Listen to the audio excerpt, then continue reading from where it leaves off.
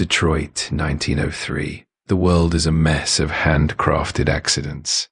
Every machine is a unique failure, impossible to replicate, difficult to repair. Henry Ford looks at this chaos and sees a sin against logic. He does not want to build a car. He wants to build a system that deletes the need for human thought. The Model T is not a vehicle. It is a psychological weapon. It is designed to be identical, every bolt, every frame, every engine block perfectly interchangeable. To achieve this, Ford needs more than steel. He needs to break the spirit of the craftsman. The man who takes pride in his work is a friction point in the machine. He is slow. He is unpredictable. Ford's mission is to remove the friction. 1913 Highland Park, the birth of the moving assembly line. A serpent of iron and grease begins to crawl through the factory floor. Before this, a chassis took 12 hours to build. After the serpent begins to move, that time drops to 93 minutes. The speed is not for efficiency alone. It is for control. The worker no longer moves to the work. The work comes to the worker, dictates his pace, and leaves him if he falters. One man, one motion, repeated 10,000 times a day. Tighten a nut, shift a lever, step, repeat. If a man stops to wipe sweat from his brow, the line breaks. If he speaks to his neighbor, the line breaks. The assembly line is a clock that never stops ticking. And Ford holds the key, but the machine has a flaw. Humans are fragile. They quit. In 1913, Ford's turnover rate is 380%. To keep 100 men on the line, he has to hire nearly 1,000 a year. The workers are fleeing the iron gospel. They prefer poverty to the mechanical madness of Highland Park.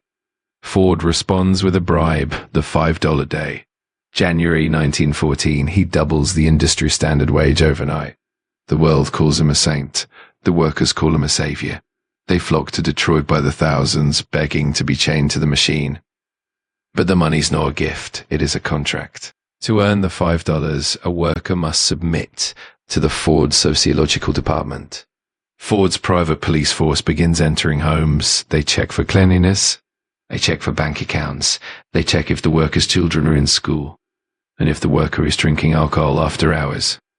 Ford is no longer just building cars. He is harvesting the private lives of his employees, ensuring every hour of their existence serves the empire. The Highland Park plant is a cathedral of smoke, but it is too small for Ford's vision. He looks toward the Rouge River. He wants totality. The River Rouge complex is the realization of vertical integration. Iron ore enters at one end. Finished Model Ts exit at the other. Ford owns the mines. He owns the forests for the crates. He owns the glassworks. He owns the railroads. He has bypassed the market entirely. He has created a closed loop, a mechanical universe where no outside force can interfere. By the 1920s, Ford is producing half of all cars on Earth. He is one. But the cost is the creation of a new kind of human, the Fordist man. A creature of pure consumption, paid enough to buy the very products he is exhausted by making. It is a perfect cycle of servitude. But then the friction returns. It starts as a whisper in the soot. Labor. Karl Marx predicted the worker would eventually rise against the machine. Ford believed he could buy their loyalty forever. He was wrong. The Great Depression hits, and the $5 bribe evaporates.